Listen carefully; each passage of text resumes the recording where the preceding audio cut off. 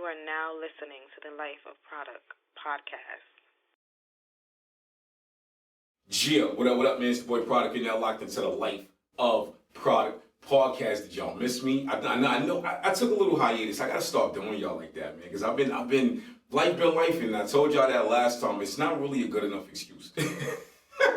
I apologize, man. Life been life, and I need a little bit of time to myself, but it was good time to myself. It was time that was needed. I celebrated my birthday. I just turned a big 41.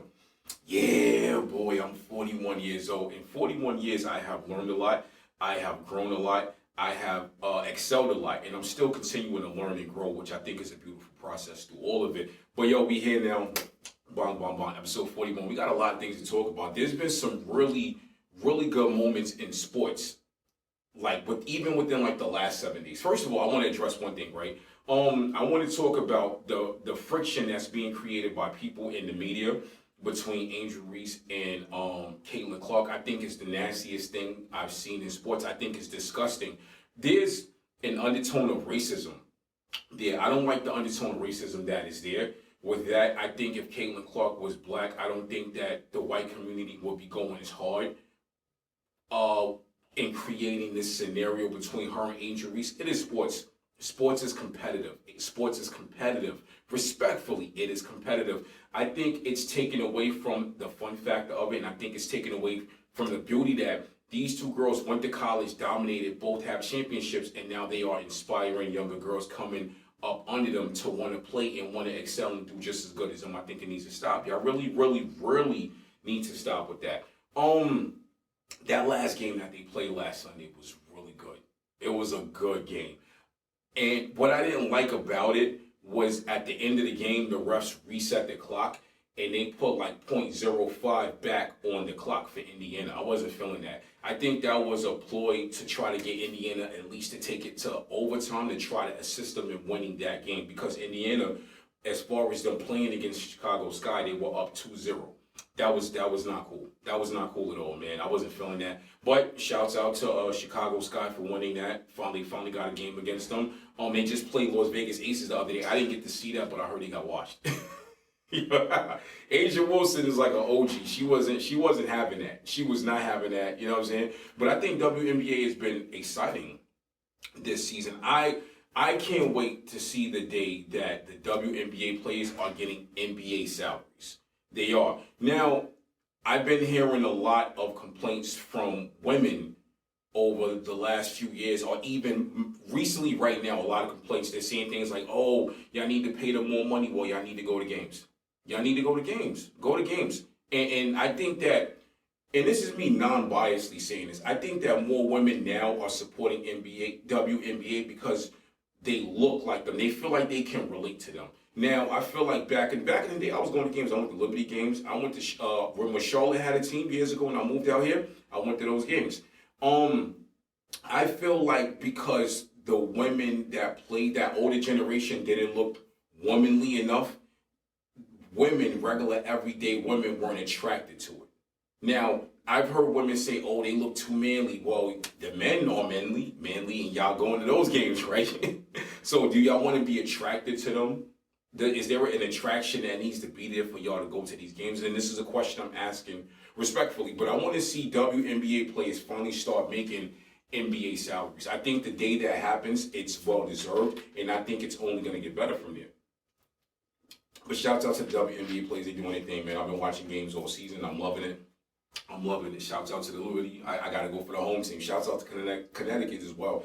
We need to talk about the NBA, what happened this week. Now, there was the draft this week. First of all, shouts out to the top 10 NBA drafts. It was well-deserved. They did a great job. I'm loving it. Well-deserved. I got to give a big shout-out to Rob Dillingham. Remember, I told y'all I moved from Brooklyn to North Carolina. I've been here twice. The area I'm in is the area that he's from. I've never met Rob Dillingham. I might have walked past him and I didn't know who he was. But shouts out to him. I know some of his family. I believe my brother knows his pops and a couple other family members of his as well. From what I'm hearing, his parents did a really good job raising him. He's a good kid. I've heard nothing but great things about him. It's well deserved because when he was in Kentucky, he was cooking. And I think one of the coaches that he had, I know him and I know his brother. And from what I'm being told, he put a lot of work in. Raul put a lot of work in. He worked very hard from not just college, but high school, middle school, elementary school, childhood in general. It's well deserved. Shouts out to him, do great. One message I want to send to Rob is don't lose yourself. Don't get caught up in the hype. Don't get caught up in the BS that's out there in the entertainment industry, because you're not just an athlete, you're an entertainer now. Don't get caught up in it. Remember your roots. Remember the raising that you have, and just be humble, dog. Do your thing. We got to address a couple things. The elephants, you know what I'm saying, in the room. Bronny was drafted, and he was number 55, right? And I really want people to listen to what I'm saying. I'm not feeling the negativity and the hate that's being thrown at this kid. A lot of people are throwing out the word nepotism. First of all, y'all wouldn't even know what nepotism meant if it wasn't being applied to the situation right now. So y'all want to scream out nepotism. Okay, there is a line of nepotism that's there, but y'all acting like this kid hasn't played basketball since childhood. He's been playing since a kid. He played in elementary school, middle school. He played in high school, dominated in high school. In my opinion, Bronny would have did better in college had he not had that health scare. Had he not had that health scare, he would have did a lot better. Now, all I'm saying is this, right? We throw out the word nepotism. You guys are saying nepotism this, nepotism that. He's a nepo baby, right? Some of your favorite restaurants, some of your favorite clothing brands, some of your favorite TV shows that come from these TV companies, some of your favorite skincare products. Those are all ran by people that had the privilege of nepotism. So why is it so bad when there's a line of nepotism there? When he did work hard, he worked hard. There's a line of nepotism there somewhat. Why is it so bad there, but you guys don't keep that same energy for everybody else? I don't see y'all going in front of Wendy's and McDonald's screaming, nepotism, nepotism. Why y'all not doing that? Keep that same energy. Here's the thing, right? We scream out black excellence, but we don't want too much black excellence. We scream black excellence, but we want to put a ceiling on black excellence. It's not fair. It's cringy and weird, man. It's so cringy and weird. Like, that kid is human. He's human. He's like, what, 19 years old, 20 years old? And I believe 19 years old. This kid reads. He reads, he sees, he listens, he hears. So you don't think that he's taking a day or two to just sit and go through the comments from all these people, millions of people that he doesn't even know. There are people that are NBA analysts sitting there saying he's not going to be good. I watched a dude on a clip, and I don't know the dude's name, and I've seen him before. Heavy-set white dude with glasses. You know what I'm saying? Looked like the only thing he's ever dunked is a donut in his mouth. Sitting there saying he's not going to do good, he's not going to do X, Y, Z, right? Why are we so quick to count this kid out? It can't be where y'all respect the father but don't respect the son. You can't do that. That's disrespectful to that whole family. And I'm not saying here, I'm not glazing, I'm not riding, I'm not doing none of that. I'm speaking as a father. If I was a father and I was in the NBA, my sons are gonna be in the NBA. Jordan tried it, but I don't think his sons was that good. And I'm not saying that funny, I'm respectfully saying that. His kids moved on to run Jumpman and Jordan, his brand with them. They've done great with that. So we can scream out nepotism for Bronny and LeBron James, but we can't scream it out for Jordan and his sons. I don't think we should scream it. I don't care if you're black, white, Asian, Hispanic. I don't care what your nationality is. If you come from a certain world of business, sports, entertainment, anything like that, your children should fall in line. If your children were raised off of your legacy and they live good, it is their duty to fall in line and to take over. It is. Dog, if my pops was a football player or whatever, if my pops had a business, I would have been right there every day learning everything. I would have been learning all of that. I would have been falling in line. I would have been taking notes. I would have been hands-on with it. There's things I'm doing right now, building things right now quietly behind the scenes. And yes, my kids are going to fall in line. They are going to be a part of it. That's just what it is. That's just that for us to fully benefit, for our lineage to fully benefit, that's what we have to do. G is the Boy Product, Life of Produk Podcast. We will be right back with the next segment of the show. G, what up, man? It's the Boy Product. We're now back with the Life of Product Podcast. If you need advertisements, sponsorships, interviews, it is lifeofproduct@gmail.com or corporate.ent@gmail.com. That is corporate with a K. Let's get you an interview, sponsorships, anything you need. Let's get your brand out there, man. You need a shout out, man. If you just want to holler at the kid, man, you want to chop it up and we could really build. Talk to me. Just don't say nothing crazy. Because y'all be doing that, man. It's kind of starting to start up a little bit. Man, let me tell you something, man. I have a low tolerance for certain stuff. So every now and then, I have to disable my comments on Instagram. I got tired of deleting them. I had to delete comments on YouTube because people was hating. I had to delete comments on Instagram because random people were either hating or they were trying to promote themselves for free under my page. It don't work like that. You gotta pay to play, brother. And I said that on the last episode, yo. This is not free. It costs me money to come in here. It costs me money to promote this. So what makes you think that you just come on there and disrespectfully say whatever you want? It doesn't work like that. We living in weird times, man. Some of y'all are weird. I love y'all, but y'all weird. Cheers to Work Product. Today's episode 125. Episode 125 is titled, Have You Worked on Yourself Lately? This is a question I like to ask a lot of people. There's multiple ways that you have to work on yourself. You have to get into the habit of getting yourself together because a lot of people are not doing good right now. A lot of people are doing really bad right now. And I feel for y'all. I too have been in spaces where I was not doing well. And the funny thing is I've developed a way to wear a mask every day. But sometimes when we walk out the house, we got to put a mask on. You got to put the poo shiesty on. Don't put the poo shiesty on. Don't rob nobody. Don't do that. But you got to put a mask on and you have to hide how you feel. You have to hide your feelings. You have to hide your emotions. You have to hide what you're going through. It's a vulnerability factor there. We don't want to be vulnerable. And I'm speaking from experience. I don't like being vulnerable. I just don't like it. So I've had to wear a mask before. Have you worked on yourself lately? So I've been working in the medical field for quite some time now, right? And I never imagined I'd be working in the medical field. It's what I do. Like I said, I have a real job. I don't just come here and BS every day. So I work in the medical field, and I've learned some things. I work in the medical field where I have to go to people's homes. I have to do assessments. I work in the medical field on the lines of oxygen and really helping people who have COPD, breathing issues. Some of them had COVID. Some of them, I had 4 patients this year with double lung transplants. 4 this year with double lung transplants. And 3 of them were older. One of them was a girl. She was about 20, 21 years old, and she was small. She was like 100 and maybe 10 pounds, 120 pounds. She was about 5'1". She was not tall at all. And I feel for these people. Now, here's the thing, right? And most of the patients that I had were smokers for years. They're older. They're like between 55 and I'd say like 80. And these people some of them still smoke. They still smoke. Yes. I don't get that. I don't understand it. But I think people are so far gone. They look at it, they're just like, well, I'm going to be out the door soon anyway. I don't care. And a lot of it will shock you, the amount of people that feel like that. But this is how a lot of people feel. It is what it is. I'm not here to judge. I'm just speaking from experience and what I see. A lot of these people will tell you they wish that they stopped. A lot of them started smoking when they were teenagers. They started smoking when they were teenagers, I'm sorry. And they smoked up until the day the doctor told them they couldn't smoke anymore, or they kept on going. And I feel for these people. But there's multiple factors. I don't criticize people on their choices that they make while living. I don't criticize people on their style of living, their living habits.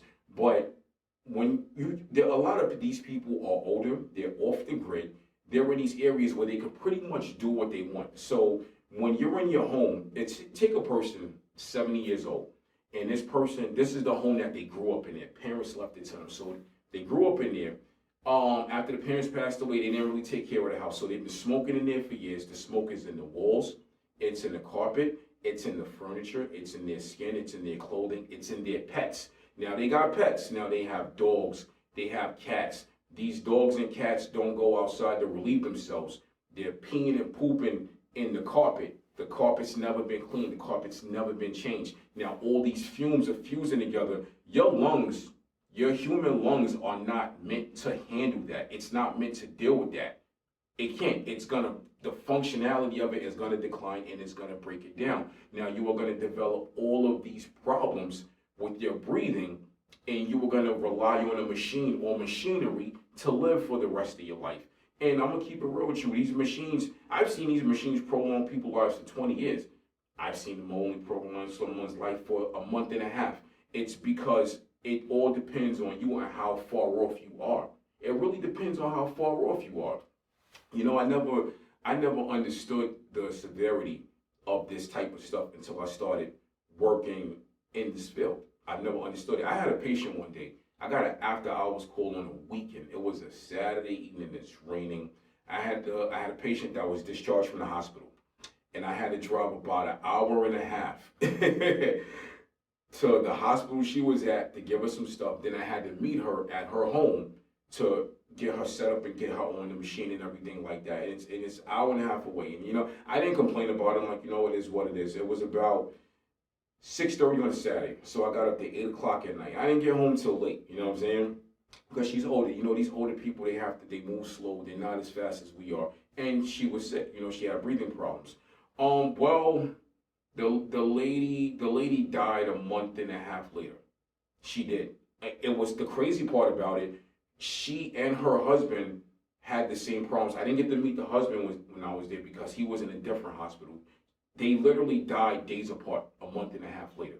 When I first did the setup for the lady, I met the lady, I met her daughter, and I met the granddaughter. So when I had the work order come through a month and a half later, I pretty much knew what it was. And I got there, and all the granddaughter could do was thank me. She said, "Thank you because what you did for our grandmother extended her life. She wouldn't have lived that long after she was discharged from the hospital." But sometimes certain things are a hit and a miss. You know, ultimately it's up to God. You know what I'm saying? I don't think God wanted us to be sitting here, you know what I'm saying, blowing on Marlboros all day in Newports. I don't think that. I don't think that. And I say that respectfully because my mother died from lung cancer. I actually had a breakdown one day, almost had a breakdown one day. I was driving and I called my brother and it hit me. And he was like, "Yo, what's wrong with you?" And I was really upset. And I said, "You know what?" I said, "I'm mad because her doctor or doctors never not once suggested to put her on any of this type of equipment. They never suggested it. Had she been on that type of equipment, she would have lived longer and her lung would not have collapsed when it did. It wouldn't have. Maybe it did, but I just feel like it would have been great for them to suggest that." And you know what he said? He said, "Let it go." He said, "That's the past. That was 4 years ago. We can't change it. We can't change it. Like, there's nothing we can do to go back and say, let's change this, let's change that." Nah, you can't. Sometimes some things are just meant to happen. There are situations that are meant to happen when they happen, and you didn't get a certain thought to apply to that. You'll get it years later. There's things that have happened. I was 10 years later, I thought about it, I'm like, yo, why didn't I do this? It wasn't meant for you to do that. It was meant for it to transpire exactly how it did. So this is why I ask people, have you worked on yourself? Because if you work on yourself now with certain things, you don't have to worry about 10 years from now. You worried, mad, or angry because certain things didn't happen for you or around you or to you at that time. You did it. You got it figured out and you did it. We got to take care of ourselves. We got to take care. I've put my best foot forward as much as I can lately. Well, not lately, over the last few years, to really take care of myself. I put my best foot forward because health is a big thing for me. I'm seeing people, not just family, friends, or random people die. They're perishing away. I lost count how many people this year I've seen pass away. Some I know, some I don't know. Some were older, some were younger, some were my age. So when me putting my best foot forward, all I'm gonna do is pray on it, and I really want to take this thing called life as far as I can. G is the boy product, Life of Produk Podcast, episode 125. We will be right back with the third segment of the show. Yeah, what up, man? It's the boy Product. We're now back with the Life of Produk Podcast, episode 125. Again, if you need sponsorships, advertisement, or interviews, it is lifeofproduct@gmail.com or Korporate.Ent@gmail.com. Let's get you out there. Let's get your brand popping, baby. Bong bong is a Brooklyn thing. Episode 125 is titled, "Have You Worked on Yourself Lately?" So on the second part of the show, we talked about the physical side, but what about the mental side? You know, I'm very big on mental health. Where are you at right now mentally? Where are you stable mentally? We all have our moments, and it's okay to have your moments. I have my moments, I gotta really put my best foot forward. As a black man, I gotta put my best foot forward mentally. I can't just go out here and go Hulk smash something. I can't, because I'll be in handcuffs in jail. There's times I've been lied on and got put in handcuffs in jail for stuff I ain't even do. So it's not a good feeling. It's not a good feeling. Let me tell you something. This is to the young men out there, right? I don't care if you're black, white. I don't care if you're an alien. I don't care if you're translucent. I don't care if you're purple. I'm talking to all of y'all. It is not a good feeling sitting in the back of a police car with your hand behind your back handcuffed. It is a horrible feeling, especially when you ain't do nothing. You know what I'm saying? It's not a good feeling at all. When I was a kid, I remember seeing my cousin get arrested in front of my building. You know what I'm saying? And I remember him, I walked out the building because I knew he was coming. I was like, yo, where he at? He ain't here yet. So I was like, let me go way outside for him or whatever, right? So he was on, like, I think a moped or a motorbike with his homeboy. His homeboy was going to drop him off, right? And the cops pulled him over, and they had a gun in the seat. And my cousin just looked upset, really upset. And I was like, yo, I'm right there. I'm like 2 feet away talking to him while he's getting arrested. You know what I'm saying? It's not a good feeling. So mentally, you have to keep yourself together. A lot of us, we have a lot to lose. We have a lot to lose. So I think that we have to get to the point where we understand that it can all be taken away from us. You know what I'm saying? You cannot do anything for it to get taken away from you, and it can still get taken away from you. This is how messed up society is. This is how messed up the rules are, and that can happen. So with knowing that and understanding that everything you work for and everything you have can get taken away, why not put your best foot forward and say, let me calm down. We need an outlet. We need some type of outlet. A lot of us black men need an outlet. I've met black men that live in really small towns and really small cities. Me being born and raised in Brooklyn and 15 years old going to the South and seeing how a lot of stuff was different. A lot of stuff was different because they didn't have the outlets that we had. We had everything right there. You need to get in the car and drive to a store. On average, most of the time down in the South, I had bodegas on my corner. I can go to the store like that, where you had to ride a school bus to school down here. I used to walk to school, and school was right there. Then there were times I didn't have to take a bus or two. I took a city bus or whatever, or there was times I took the train. So they don't have that luxury in a lot of different cities. When you leave outside of places like New York, when you leave outside of like California, places where but mostly like LA, there's parts of California where stuff is very far away. But they don't have those luxuries of having that. So not having the luxury of having an outlet or having certain types of freedom to be self-sufficient as a young black boy, you get into trouble. You're gonna get into trouble. You might start using drugs because you're bored. A lot of black men in certain cities and towns that get into trouble, it's really because they're bored. They have nothing to do. A lot of the young kids, they start having sex early because they're bored. They have nothing to do. They don't have an outlet. They're listening to the music that's out there. I love hip hop, I rap, but a lot of it is damaging to the youth. So when they're listening to this stuff, they're listening to these people saying go gangbang. They're looking at the young thugs that was blood and stuff like that. Now they got RICO charges. They think this type of stuff is cool. It's not cool. And I'm not throwing shots at Young Thug. I'm not. It hurts seeing that black man on trial fighting for his life and his freedom, his whole team, but y'all knew what y'all was doing. You know what I'm saying? I don't know them. I don't know people that know them. But at the end of the day, when you have situations like a RICO, look at the Diddy situation, he got a RICO, there is truth there. There is facts of things that you have done. So a lot of these young black boys in these little small towns, they seeing this stuff, they're thinking it's cool. No, you need an outlet, brother. You need some type of outlet to say, oh, that's kind of whack. Why would I do that when I could be doing this and excelling in that area? Have you worked on yourself lately? Now, it's not easy. If you take a young kid, 15, 16, 17, he's not athletic. He lives in a small county somewhere here in North Carolina. His parents work all day, so he take the school bus to school. He come home. He got nothing to do. His only outlet might be video games. Like real talk, he might have nothing to do all day. That might be his only outlet. His only outlet might be his pets. He got a dog or two, and he can go outside and run around with them. He has nothing to do, so he goes to the internet, and a lot of the stuff that he's seeing on the internet is influencing him and doing something to his brain. It's changing his thought patterns because now he's thinking that's real life. He's thinking it's really watching Love and Hip Hop. He thinks it's real life.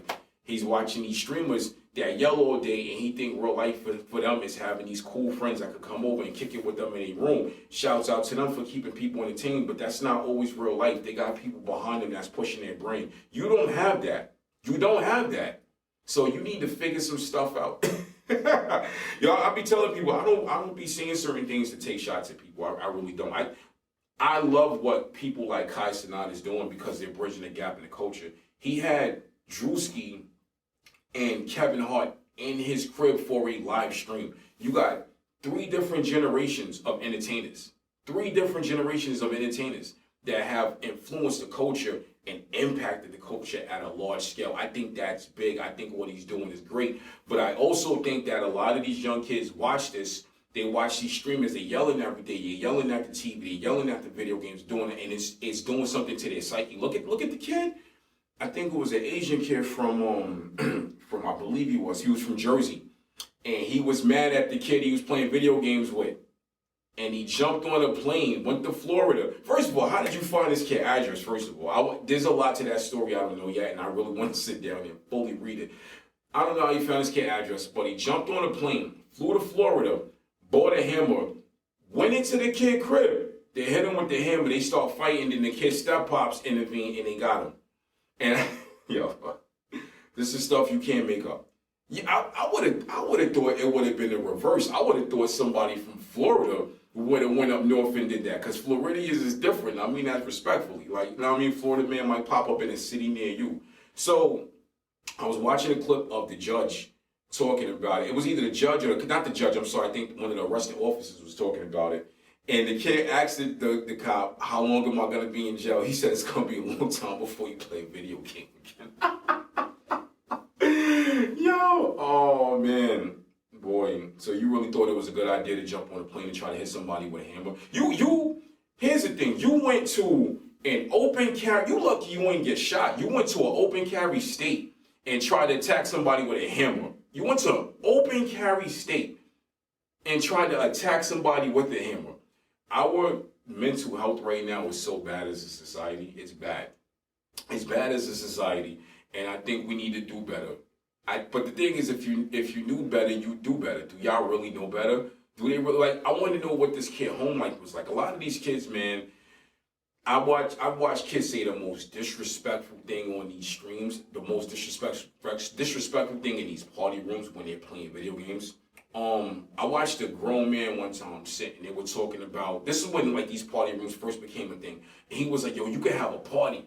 I'm like, "Where you having a party at?" He was like, "No, you can have a party on the video game." I said, "That ain't a real party. Like, that's the party I'm thinking about is shorties in there, we dancing as a DJ." He was like, "Yo, you can have a party. You have a party, you can invite people."